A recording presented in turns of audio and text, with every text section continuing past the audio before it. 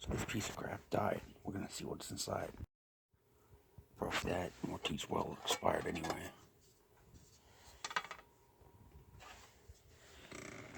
There's an Intel chip.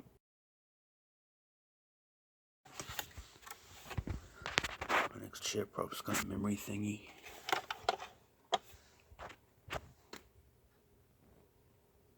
Wow. There's thermal pads on these chips. And another one. It's probably Intel.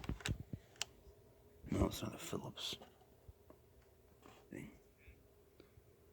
It's a stupid autofocus.